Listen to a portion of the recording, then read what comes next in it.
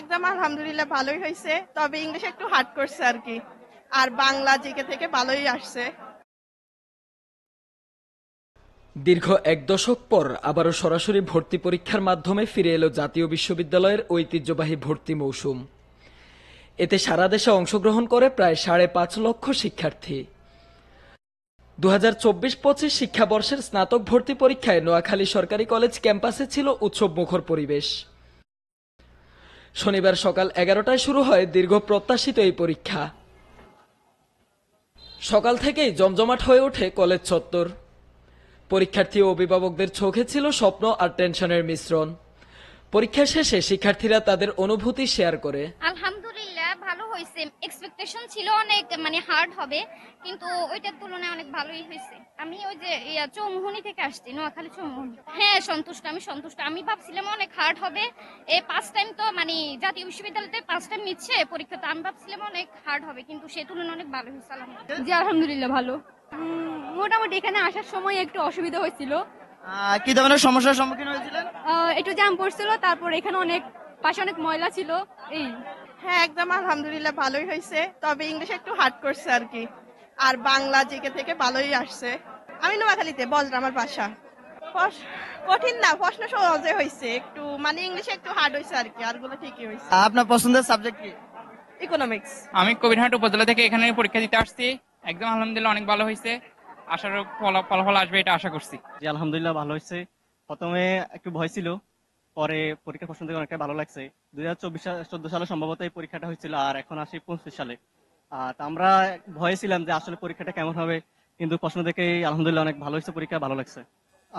বিভাগ বলতে আমি ইংলিশ একটু দুর্বল, আমার কাছে ইংলিশ একটু কঠিন লাগছে আর কি, আর নাহলে সবকিছু আলহামদুলিল্লাহ ভালো হয়েছে। নোয়াখালী সরকারি কলেজের শিক্ষক ও কর্তৃপক্ষ জানান, দীর্ঘ বিরতির পর সুষ্ঠুভাবে ভর্তি পরীক্ষা সম্পন্ন করার জন্য তারা সর্বোচ্চ প্রস্তুতি নিয়েছে। আশা করতেছি যে 90%-এর উপরে উপস্থিতি থাকবে। হল পরিদর্শন শেষে এটা আমাদের অনুমান। আর আমাদের এখনো কাউন্টিং শেষ হয়নি, গণনা শেষ হলে আমরা বুঝতে পারবো প্রকৃত সংখ্যাটা কত। আর আলহামদুলিল্লাহ খুব সুষ্ঠু পরিবেশে পরীক্ষা অনুষ্ঠিত হয়েছে। আমাদের মোট 7টা ভেন্যুতে পরীক্ষা হয়েছে।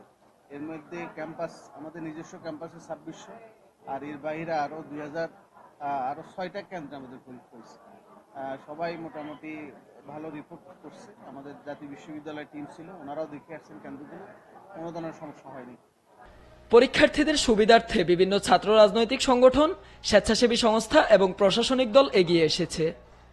নোয়াখালী সরকারি কলেজে সহায়তা প্রদান করেছে ইসলামী ছাত্র শিবির, ইসলামী ছাত্রী সংস্থা, ছাত্রদল সহ একাধিক ছাত্র রাজনৈতিক সংগঠন। শিক্ষার্থীদের যে আসন বিন্যাস হয়েছে সেক্ষেত্রে তারা যাতে সহজে তাদের আসন খুঁজে পায়, সেই সহযোগিতার আমাদের এই ভাইরা সর্বোচ্চটুকু করেছে। পাশাপাশি গতকাল রাতে শিক্ষার্থীরা যারা এসেছে তাদের জন্য থাকার ব্যবস্থা, খাওয়ার ব্যবস্থা এটি ছাত্র শিবির নোয়াখালী সরকারি কলেজ শাখা করেছে। তো সার্বিকভাবে শিক্ষার্থীদেরকে সহযোগিতা করে, শিক্ষার্থীদের পাশে থেকে তাদের এই যে ভর্তি কার্যক্রম বা ভর্তি পরীক্ষা এটি যাতে তারা সফলভাবে দিতে পারে, সে আয়োজনে যতটুকু সম্ভব ছাত্র শিবির তাদের পাশে থেকেছে। নোয়াখালী কলেজ এবং মহিলা কলেজে প্রতিবার নাইট সিট পড়েছে, এবং সেখানে আন্ডারে আবার কতগুলো উপকেন্দ্র সিট পড়েছে। তবে আমরা দুটো কলেজে হেল্প ডেস্ক দেওয়ার চেষ্টা করেছি সাধারণ শিক্ষার্থীদের সুবিধার কথা মনে করে। আমরা বাংলাদেশ জাতীয়তাবাদী ছাত্র কেন্দ্রীয় সংসদের বিপ্লবী সাধারণ সম্পাদক নাসির ভাই এবং রাকিব ভাইয়ের নির্দেশে আমরা ছাত্রদল সাধারণ শিক্ষার্থীদের জন্য, পরীক্ষার্থীদের জন্য বিভিন্ন রকম সহযোগিতা হাতে নিয়েছি। তার মধ্যে অন্যতম হচ্ছে আপনার হেল্প ডেস্ক, পানির ব্যবস্থা করেছি, কলমের ব্যবস্থা করেছি। এখানে আমরা শুরু থেকে আপনার গুচ্ছ পরীক্ষা যে সময় শুরু হয়েছে ওই সময়ও আমরা বিভিন্ন ধরনের হেল্প ডেস্ক বসাইছি, অভিভাবক সহকারে, যে আমরা পানি, স্যালাইন, তারপরে আমাদের সাংগঠনিক যে পরিস্থিতিগুলো আছে ওটা আমরা দিয়েছি। বিসমিল্লাহির রহমানির রহিম। আমরা প্রথমত ওই যে আবাসন ব্যবস্থা, যারা যেহেতু হাতিয়ার কিছু শিক্ষার্থী আছে, এরপর বিভিন্ন অঞ্চল থেকে আসছে এখানের মধ্যে, আমরা তাদেরকে আবাসনের ব্যবস্থা করেছি এবং বিভিন্ন খাওয়া দাওয়ার ব্যবস্থা করেছি। এরপরে শিক্ষার্থী এবং অভিভাবক বৃন্দদেরকে আমরা পানি দিয়ে, শিক্ষার্থীদেরকে কলম দিয়ে এবং ওদের টিস্যু দিয়ে, এবং কি তাদের যে কোথায় সিট পড়েছে এবং কোন রুমে হয়েছে এভাবে সহায়তা করছে। আশপাশের অন্যান্য কেন্দ্রে দেখা গেছে শুধুমাত্র ইসলামী ছাত্র শিবির এবং ইসলামী ছাত্রী সংস্থার সহায়তা ডেস্ক।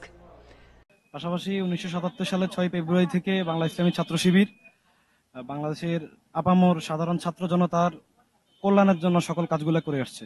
তারই ধারাবাহিকতায় আমরা জুলাই আন্দোলন পরবর্তী আজকের এই জাতীয় বিশ্ববিদ্যালয়ে ভর্তি পরীক্ষায় আমরা হচ্ছে যে সাধারণ শিক্ষার্থীদের জন্য ইনফরমেশন বুথ, পাশাপাশি সাধারণ শিক্ষার্থীদের জন্য বিনামূল্যে আমরা পানি, কলম এবং হচ্ছে যে সাধারণ শিক্ষার্থীদের জন্য আমরা এই লকার সিস্টেমটা রেখেছি। এছাড়া প্রশাসনিক সহায়তায় ছিল বিএনসিসি এবং রোভার স্কাউটসের সদস্যরা। বলবো যে তারা হচ্ছে একজন বিএনসিসি ক্যাডেট, তাদের কাজই হচ্ছে দেশের যে কোনো সময়, ক্লান্তিকালীন সময় দেশের কোনো একটা যখন সহায়তা তাদের প্রয়োজন তখনই তাদেরকে কাজ করতে হবে, এগিয়ে আসতে হবে। সেই হিসেবে আজকে আমাদের কলেজের যেহেতু এত বড় একটা অনুষ্ঠান বলা যায়, ভর্তি পরীক্ষার মতো অনুষ্ঠান, সেখানে তারা এছাড়া কিছু সাংস্কৃতিক এবং সামাজিক সংগঠনও তাদের নিজস্ব সহায়তা ডেস্ক গড়ে পরীক্ষার্থীদের পাশে দাঁড়িয়েছে। একটি অরাজনৈতিক এবং শিক্ষার্থী বান্ধব একটি প্রতিষ্ঠান। এই প্রতিষ্ঠানে বিভিন্ন ধরনের কার্যক্রম সম্পাদিত হয়ে থাকে।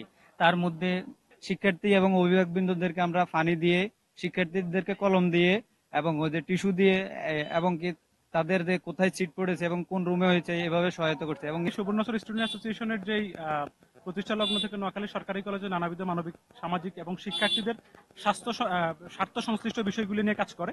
এই স্বেচ্ছাসেবী উদ্যোগগুলো পরীক্ষার্থীদের জন্য এক বড় সহায়তা হিসেবে কাজ করেছে বলে মন্তব্য করেন অভিভাবকবৃন্দ।